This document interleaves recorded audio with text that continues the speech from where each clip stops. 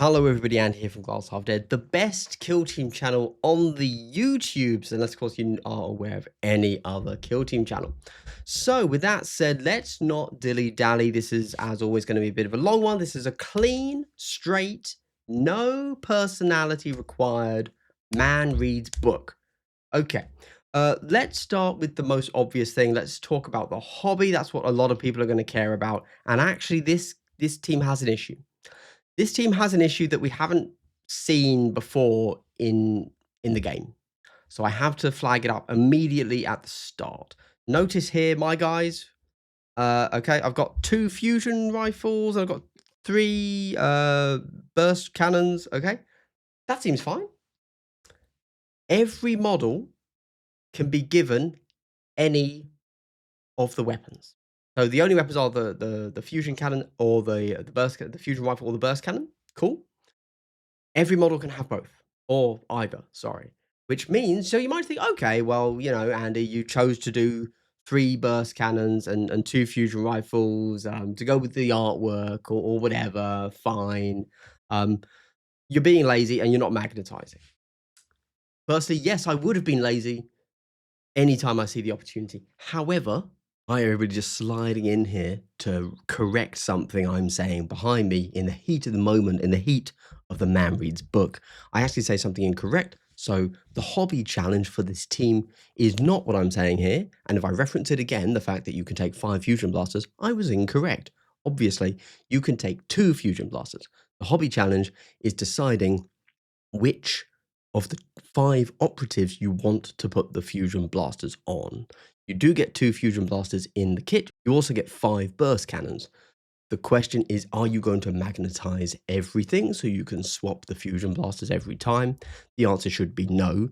There is a definitive 2 guys that you do want to put the fusion blasters on. Right, with that said, let's talk about what the team is and let's crack on. So, this is the XV-26 Stealth Battlesuit. I believe, I think, I could be wrong. I did read through the lore looking for an explanation. My vague understanding is that XV2, 5, oh sorry, the 5 denotes a stealth capability within the Tau naming structure, which is why we had the XV-15, then the XV-25. No, sorry, the XV-15, the XV-25. Yes, and it feels like they just didn't know that when they named this team. So they said, "Oh, let's just do +1 to the number."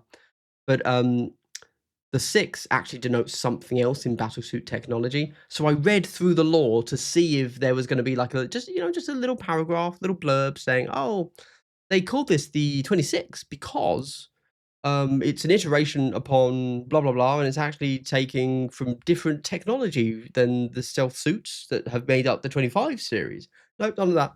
They just misnamed it. There you go. So now forever, they've screwed up Tau lore by calling it the XV-26. Right, moving on. Moving on. Who cares? I don't care. I don't take any of the Warhammer lore seriously, and it shouldn't be taken seriously. I'm just pointing out the people that are paid to take the lore seriously as a job. So you have to take your leader, your Chasseret, you have to take your 2 drones, and then you have an option of 4 out of 5 specialists, which is a designator, an infiltrator, a liberator, a lodestar, a neutralizer. Don't worry, the infiltrator is your default model. That's your warrior that you just don't take. Cool. Which is fine. It's easy to say, don't take the infiltrator. Nice. The problem is, that's not the problem when it comes to hobbying this team, because they all have asterisks next to them. And all that says is you can either have a burst cannon fist and a fusion blaster and fist. You are infiltration and you are recon. There you go.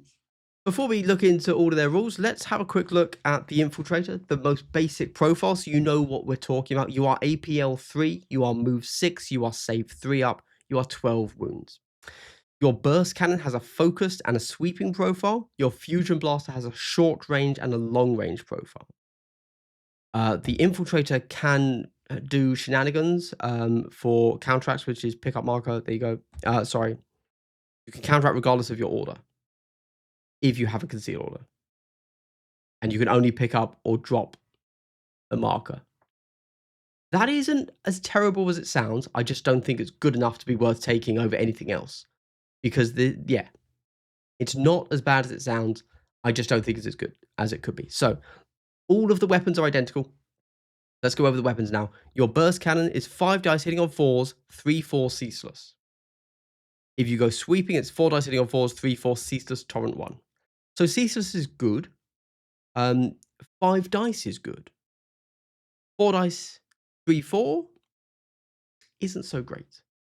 So I think statistically you're hitting 3 times, then they're saving twice. So because you're always shooting Marines, because you're always playing against Marines.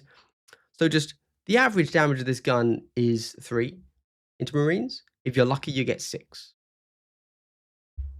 Sure. Fine. So that's why you would then look at taking a fusion blaster. Much better.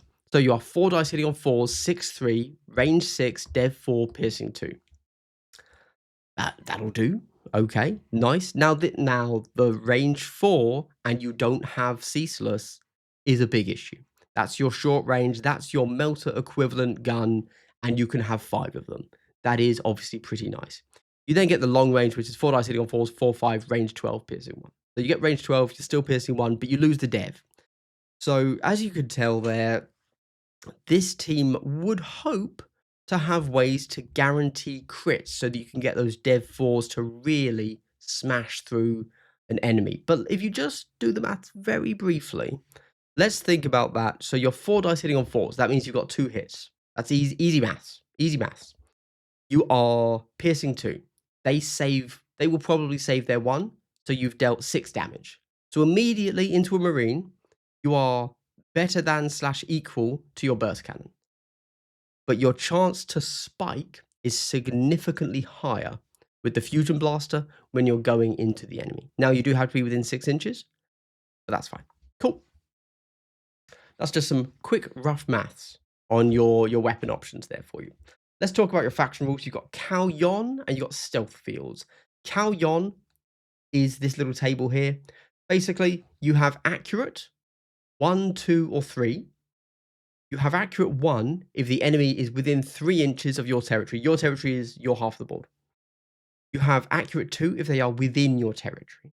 And then you have accurate 3 if they are within 3 inches of your drop zone. So there's basically this 6-inch border where the enemy grows in accuracy the closer it gets to you.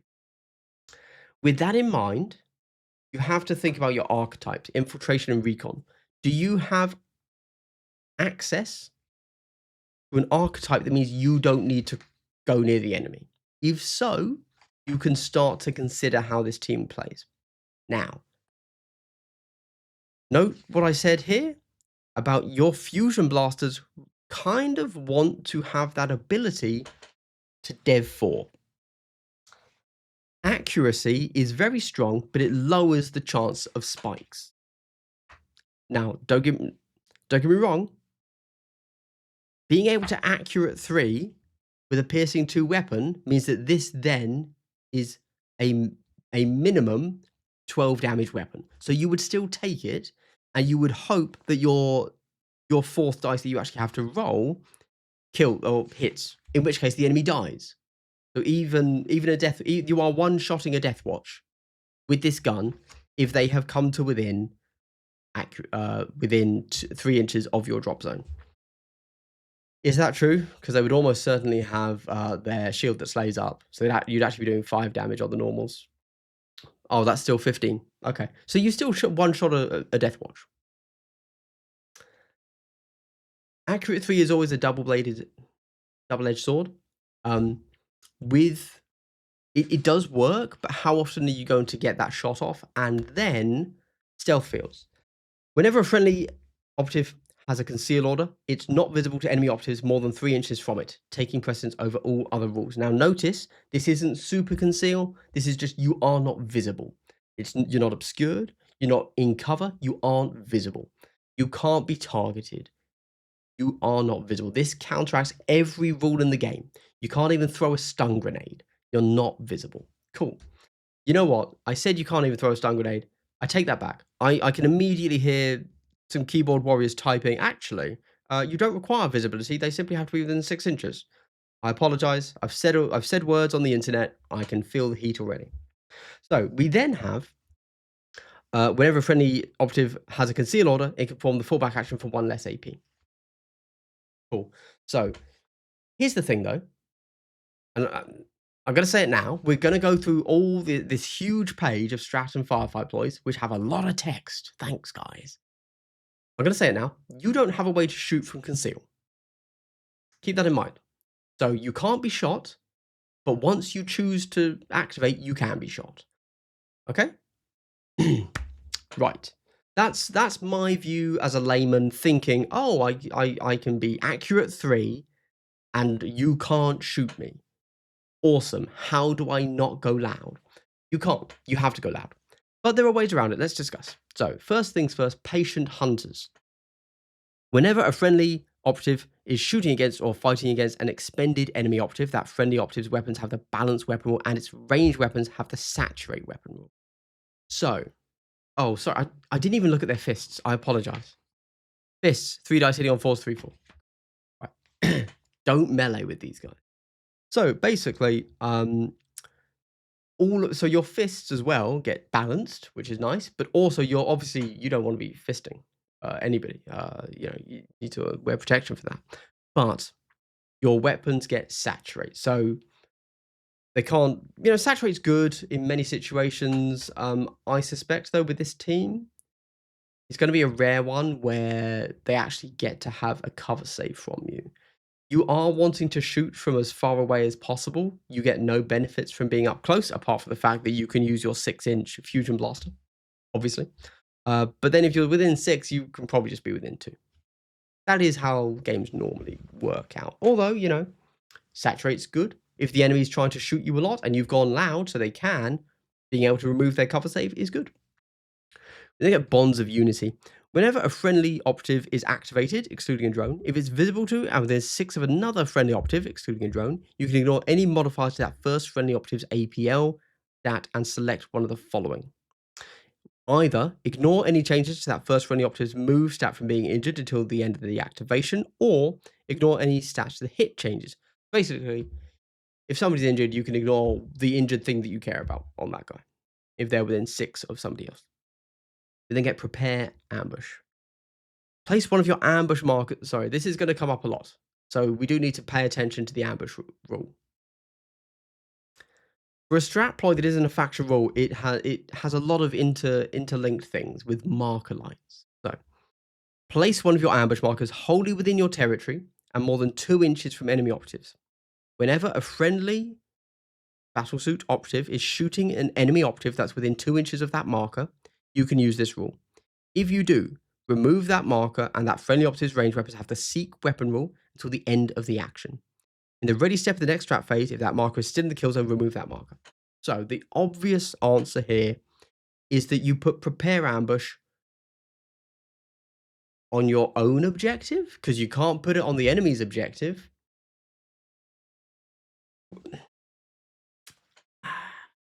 Here's the thing I've found with kill team players. If you put a 2-inch thing, like control range thing, on like an objective marker, and technically that doesn't actually fill up the whole of that marker, they will say, oh well, there's a place I can toe in and I can just touch the objective and not touch your thing, right? It's like, well, geometrically yes, and they're like, oh okay, so I'll do that. Like, okay, so my whole rule doesn't work. However, do note, sorry, obviously an objective marker is a 40 mil token that has a 1-inch control range. This is a 20 mil token that has a 2-inch control range. One of those is bigger than the other. I don't know which. Cool. However, whenever there's an objective marker on the center line, you cannot put this objective, this token exactly on the center of the objective marker. It will have to be 10 mil further your way, which means the enemy will have that slither where they can stand on the objective and not trigger this. This is going to be something where you need to bait the enemy and say, I want you to stand right here on my side of the board. And then if the enemy is willing to run into an ambush marker, and you get accurate 3, they're gonna die. So who cares? And they've messed up. I genuinely do not know what in the game. I guess you place it just in front of one of your guys. Like, you put one guy out as bait and you want to get charged, and you make sure they can't go left or right, and you want them to go straight into the ambush marker. And that's the only option they have. And if they take it, you get to ambush them. That's the only use for this. Otherwise, enemies will just avoid it. They'll ask you, what does it do? And you'll say, it gives me seek. And they'll say, I just won't walk into it then. I will change my entire game plan to not do that. That is how that will be used. Nobody will ever walk into your ambush marker. This will need a buff. Nothing else in the team needs a buff, but ambush needs a buff. So we then get holowave countermeasures. Whenever an operative is shooting a friendly Battlesuit operative more than 6 inches from it in the roll attack dice step, the attacker must discard one of their unresolved normal successes. This isn't cumulative with being obscured. That's pretty good. So if you go loud to start shooting, in which case you might want patient hunters, you get to minus one of their attack dice. That's pretty tasty, isn't it? One thing I've learned is that lowering the enemy's attack dice is outrageously strong. When it comes to the stats of Kill Team, teams are designed that they have the number of dice they have. And so when an enemy can lower their number of dice, their whole team falls to shambles and doesn't work very often. And I really feel like G-dubs might give those abilities out a little bit too haphazardly. So if you're going against a shooting team, this is amazing. And means that maybe this is the best into shooting team out there. Perhaps. We then get firefight ploys. So you get vectored retro thrusters. My God, I need to have a hydration moment. Let's all take a moment to consider the greater good.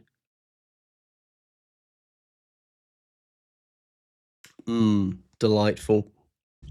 Oh, and of course, after we've considered the greater good, I would also like to give a subscriber-only benefit, and that is a big double hello. Wow, so wholesome, truly the wholesomest knows no bounds in the world of the greater good. Do consider checking out my affiliate links. If you're going to consider buying Dead Silence or any other Warhammer in general, check out Element Games, Whaling Games, Red October Games in the UK, and Wargame Portal in the US. Thank you. Right. Vectored retro thrusters. That's easy to say when you have saliva. Use this firefight ploy when an enemy operative ends the charge action within control range of a friendly Battlesuit operative, excluding a drone. Interrupt that action to use this rule. If you do, that friendly operative can immediately perform a free fallback action, but it cannot move more than 3 during that action.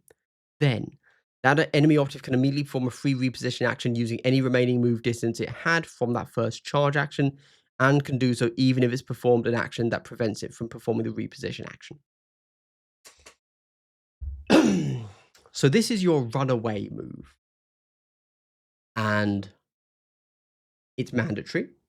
It will get you out of combat. That's the key. Because notice that when they continue the charge, they're not charging, they're repositioning. So it gives them a moment to say, okay, I've charged, you've fallen back. It was an interrupt. It was, I didn't see it coming. It was a gotcha. I didn't know you could do that. I am now going to try to get to within 2 of something. Or within 1 of something so that you can't shoot me. That's what that lets them do. But you need to have 1 command point in the bank for this every time. You never want to be in melee with anything. You want to use this once per turn guaranteed. So when you're thinking about these, you have one less command point every turn. You have to use this every time. Cool. And the question is, how effectively can you use this? So what you actually want to do is pull back, stay within 2 of the enemy, probably, and then shoot them. Right? That's how you are going to do it. And then once you've shot them, run away. The alternative, because you've only got that 3 move, you've got the dash back. So the alternative you can think about is move 3 inches away. But then if they've only charged like an inch, they can still like run away 7 inches. So you won't be able to catch them. You kind of want to stay as close to them as possible. You continue to block them with your control range aura. They can't finish within 1 of you. They have to move backwards probably which means, yeah. Now, obviously, if they've done a long charge, they've only got like 1 inch left. It's like, well, tough. Um, but it's always better if you can shoot them and then move away. If you have to move to them and shoot, you're then just in the open. If they stay within 2 of you, although they will almost certainly have gone loud to charge, and if you've played Patient Hunters, you've got Saturate, so who cares? All right, there you go. Something just to keep in mind. Ghost Shroud is next. Use this firefight ploy at the end of a friendly Battlesuit operative's activation. If that operative has an engage order, change it to a conceal order. You cannot use this ploy for each friendly operative more than once per battle. So, very obviously, you're going to pop this every turn as well, because you don't want to get shot. You want to stay concealed as much as possible.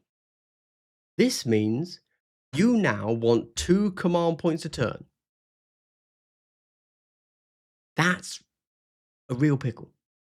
There you go. Although, in fairness,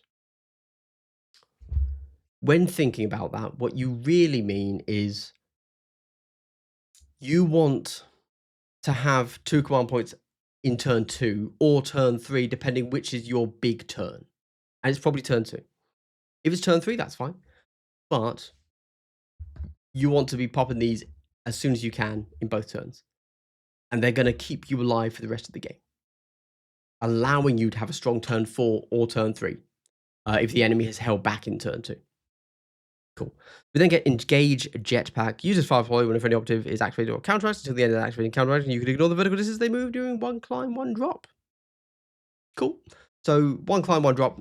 Go wherever you want. Cool. Nice. You're only a 6-inch move, so you're not super flexible.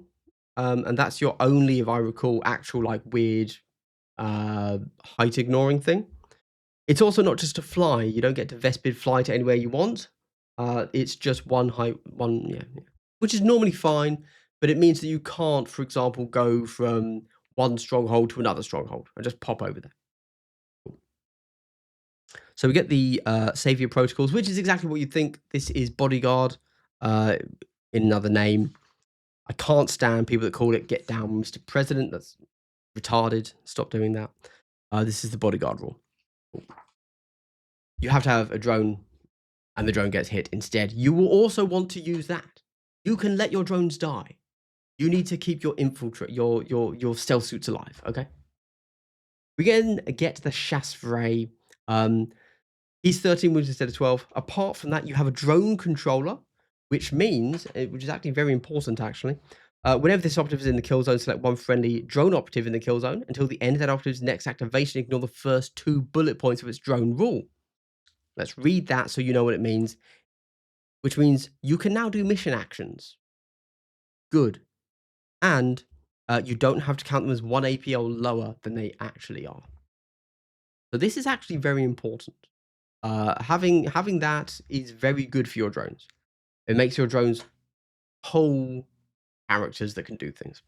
You also have, for the greater good, whenever determining the value of accurate X for the Calyon faction rule, if this operative is in the kill zone, add 1 to the result if 2 or more friendly stealth suit operatives, excluding drones, are incapacitated to a maximum of accurate 3. Note that you must have a minimum of accurate 1 to use this rule. So, obviously, if we're looking at this, if you've lost 2 guys, is that right? Yes, if you've already lost 2 of your battle suits, then you are minimum accurate 2. Except you have to be accurate 1 to get accurate 2. Cool. Nice, he's a good guy. Oh, also, it should be noted, you don't have fist, you have a pulse pistol. So you have a pulse pistol, point blank range, 3 dice hitting on 3s, hitting on 4s, I can't read, 3 dice hitting on 4s, 4, 5, accurate 1. Nice. Which I guess also counts for this as well. It's not just the Calyon rule, is it? No, it's also, you will have accurate 2 natively if you've lost 2 battle suits, which is cool. And you will lose them. So keep that in mind. We then get the Designator. So this is just the Infiltrator, except instead of being able to counteract and pick up or place marker, it has the Marker Light rule. Now, the Marker Light rule is the same between the Designator and the gun drone, the marker drone. Obviously not the gun drone. What a stupid thing for me to say. However, let's read what the Marker Light rule does now. Whenever an enemy operative is a valid target for this operative or is visible to this operative and within 2 inches of your ambush marker, it's marked. Whenever a friendly operative is shooting an operative that's marked, that friendly operative's ranged weapons have the severe weapon rule. Note that an operative can be a valid target for this operative, even if this operative isn't the active operative. So, I mentioned before about the ambush marker being required. Let's have a quick read about it. So, when I first read this, I thought you have to have the ambush marker there, but that's not quite true for my read just now. So, let's read again. Whenever an enemy operative is a valid target for this operative. So, if the enemy is a valid target for this guy, ignore the second half of that sentence, and everybody shooting that operative gets severe. So, if somebody's gone loud and this guy can see him, you've got a valid target. Additionally, if they are not a valid target for this operative, but instead they are within 2 of your ambush marker and visible, then they are marked and you get severe. Now, as I've mentioned, I don't think anybody is ever going anywhere near your ambush marker. So I don't think that matters. However, once the enemy's gone loud, once they're engaged, or I suppose what you would do with this guy, or probably the drone, is you just put them up high on a vantage point and you leave them there for as long as you can, so that you, in essence, no, you wouldn't gain seek light, would you? On your guys on the ground, you could shoot them behind the light cover, but somebody else couldn't. But there you go. But they would then be a valid target to you, easier, which is fine. This is good. Having severe is nice. It means that if you do roll that crit, nice. However, you're not a team that's going to roll crits. You're using accurate because your 4-up sucks. So you want accurate, which means you're less likely to roll a severe roll, a crit. This is, of course, slightly different when you're rolling a 5 dice weapon. Who are you rolling the burst cannon into? Who even plays hordes anymore? It's an elite meta. There's literally no point in me talking about the burst cannon. You run the fusion blaster on everybody. Cool. And then there's no more modeling required for when you want to run the burst cannon, because they all have random weapons anyway, and you're just going to say they're all burst cannons in this match. You go into Kassakin, you say, oh yeah, I'm going to run burst cannons. Everything else, you run fusions. Cool. We do that. I will quickly talk about the infiltrator. He gets the covert protocols. We'll talk about in a moment why this isn't as bad as it sounds. This operative can counteract regardless of its order, but if it has a concealed order during that counteraction, it cannot perform any actions other than pickup marker, place marker, or mission actions. So you don't have that many operatives. You are APL 3, which is good, but having somebody that can stay concealed and tap the point is going to be useful. Is it better than the marker light? That's the question. I will say these two models are so bloody similar, it shouldn't matter. There you go.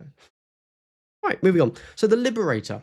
So the Liberator has an EMP bomb, which is 5 dice hitting on 3 is 2/2, range 4, blast 2, dev 1, heavy reposition only, lethal 4, limited 1, saturate. So it's pretty good. Pretty nice. There's a lot of numbers there, but you only damage 2/2, don't forget. You are hitting on 3s, which is good, but you're not super. However, you always have access to frag, crack, smoke, and stun, which is really cool. And when you use them, your frags and cracks, you increase the hit stat by 1. That's actually really nice. There you go. Now, is it nice enough to throw a crack grenade instead of a fusion blaster? At short range, no. At long range, maybe. Because, in fact, isn't this just a crack profile, but you're hitting on 4s? So if you can be hitting on 3s, you should probably do that. Yeah. Okay. However, a crack is range 6, so you would use the short range instead. So I guess you never throw a grenade. All right. But you would be hitting on 3s, which is nice. Cool. So the EMP bomb's cool, I guess. Range 4, heavy, lethal 4, limited 1, saturate, I guess. The lethal 4, so you're looking, it's hitting on 3s, but it's lethal 4. Okay. I mean, I'd throw it to see what it does, but it's not a good weapon.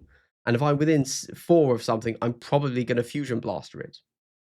I haven't done the numbers, but if I've got a marine within 4 of me, I'm going to use my short range fusion gun on it. You can't shoot twice with this team. You have the choice. I guess the only time you would use this is if I don't know, man. It's not very good. Even if you're hitting 2 marines, you're not doing much damage. Okay. Moving on. We then get the load star. Look at this huge load of rules. That's how I remember it's the load star. So we have the electro chaff launcher, and we have a homing beacon. Now let's start with the launcher. Once per turning point, when an enemy operative is performing the shoot action and your opponent selects a valid target, excluding a drone, you can use this rule. Providing that, so once per turn, when the enemy is going to shoot you, done. You can use this rule, providing this operative isn't within control range of an enemy operative. If you do, until the end of that action, whenever an enemy operative is shooting a friendly battlesuit operative that's both visible to and within 3 inches of this operative, and more than 2 from that enemy operative, 1, ignore the piercing weapon rule. 2, that friendly operative is obscured. Now, that's forcing obscured on an enemy is very nice. Let's be clear. So let's have a quick think about what we're seeing here. Yeah, it's a really weird one. So this team wants to never be shot by the enemy, or wants to never have the enemy attack them.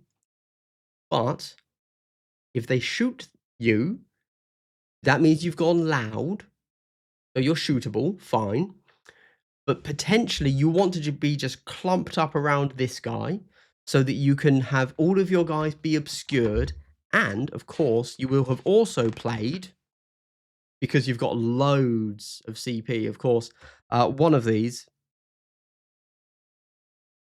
hollow wave countermeasures. Oh, but that's not cumulative with obscured. All right, forget it. Moving on. We then have homing beacons. This operative is carrying your homing beacon marker. Operative, excluding drones, can perform the pickup marker action on that marker, which is why the infiltrator with his free pickup is an interesting possibility.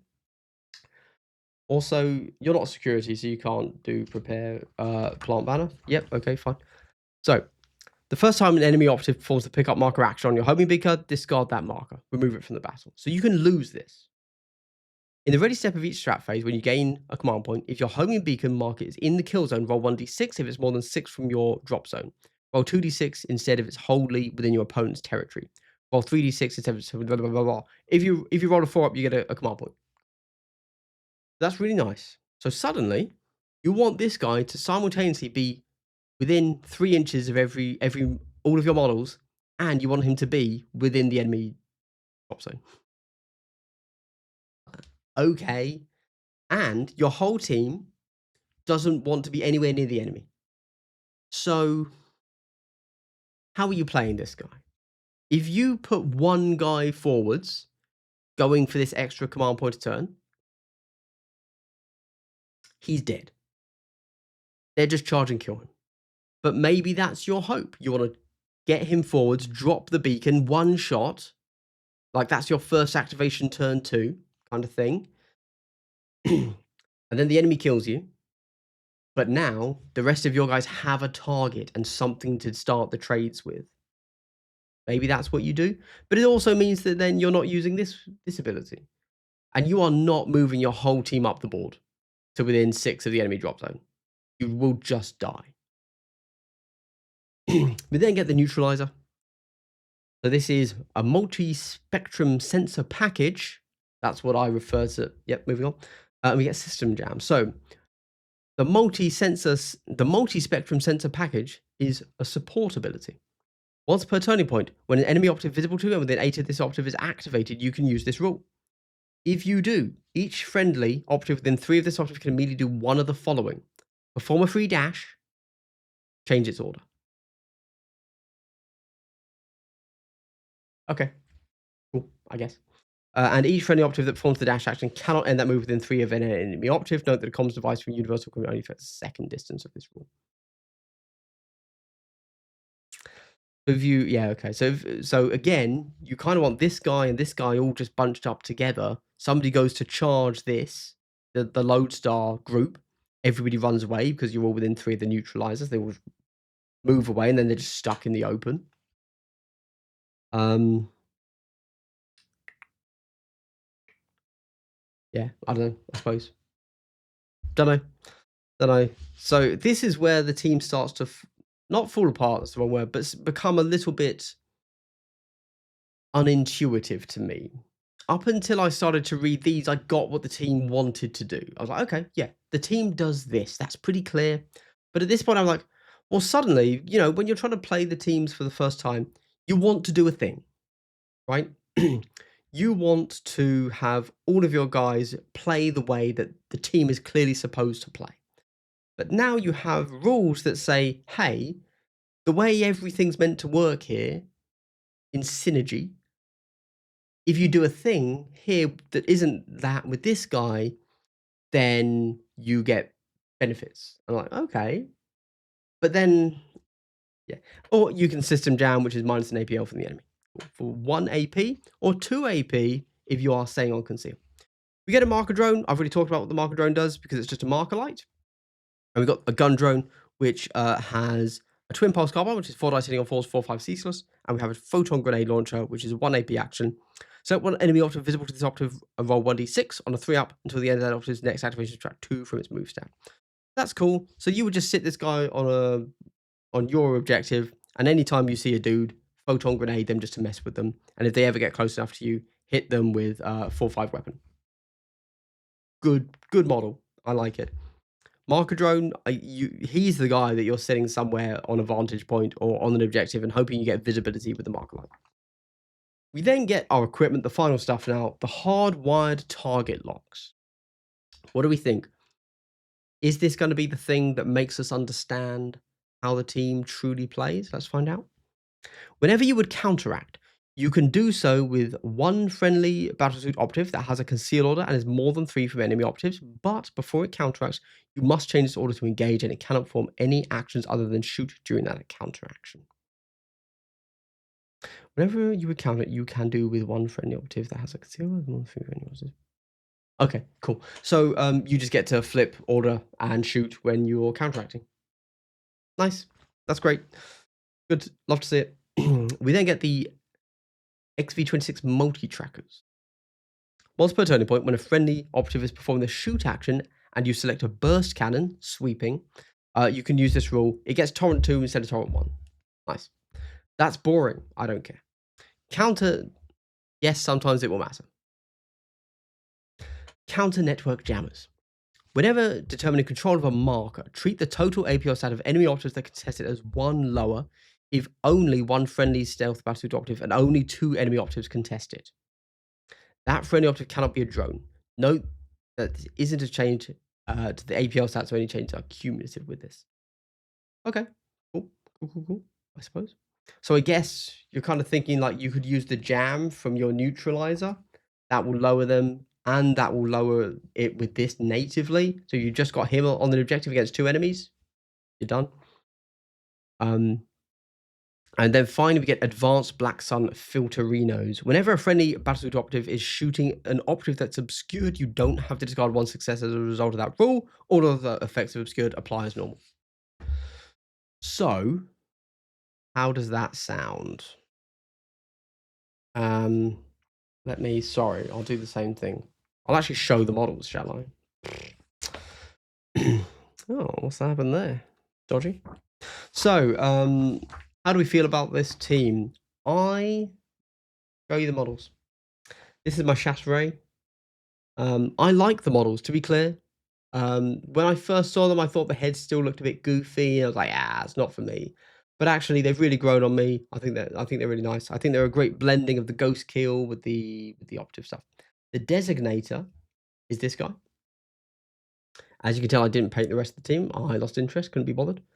I can't be bothered to spend so long just applying black. But that's the designator. You know he's the designator because he's got these 2 little things up top. I didn't build an infiltrator because you don't have enough models. And in my opinion, these are so much significantly better than the existing stealth suits, I would not want to do that. There you go. We then get the Liberator. What's the Liberator? That's the grenade guy. This is the grenade guy. The only thing that defines him is he's holding a small EMP grenade. Otherwise, he's just a normal dude. There you go. So, you know what? If this EMP bomb turns out to suck and you never ever throw a grenade and you want an infiltrator, I'd say make the Liberator the infiltrator. Get the Lodestar. Guy with the big load. That there is a little thing that deploys into being that. This goes on a 28mm base, by the way. Just throwing that out there. Or at least it says that in the build guide, and you have a 28mm base to put this on, but it is just a marker. So it is just a 20mm thing. This is just a fun little thing for you to have on your team. This isn't what is actually your homing beacon. There you go. But why they didn't want to put it on a 25 to be a little bit closer to the 20mm marker size, I don't know. And you have these little things, which I guess are holding grenades, which is fun. You then have the marker drone. No, the neutralizer. Who's that? This guy. Here you go. Who has, I guess this little stick is what neutralizes things. And that's the only thing that's different with him. So all of these models are really quite easy to kit bash. If you're like, no, I like this team, but I don't want to actually buy 2 dead silences, you can just kit bash. Got a marker drone. There you go. Lovely stuff. And then you've got the finally the gun drone, which I couldn't be bothered to change. Now, these are MV15 and MV75. I'm actually not familiar with the normal names of the standard gun drones. But these gun drones obviously don't have sensors. But I think they're just the standard gun drone and marker drone, just with a different design, which I would hazard a guess perhaps means that new drones are coming and they will have this top instead of the other top. They're still so incredibly similar that it doesn't matter, but that's something to keep in mind. Cool. If you made it to the end of the video, I'd like to give you a big triple hello. Thank you for watching. I don't know anything about this team. I had firm thoughts and beliefs and prayers and thoughts about the Space Wolf Scout team. I get how that team plays. That's my team. This team, although I like the models and the Tau in general, they just don't speak to me in how they play. I'm sure they're going to be totally fine. I think they're going to love the elite meta that we are going to be in forever because Marines are elites and people like Marines. So I think they will do fine. But I think there will also be some teams that probably absolutely smash them. And if you forget how your rules interact, I think the team just crumbles immediately. There you go. Cool. Thanks for watching, everybody. Have a good one. Check out the rest of my videos. Check out my affiliate links. That'd be cool. Thank you. Bye.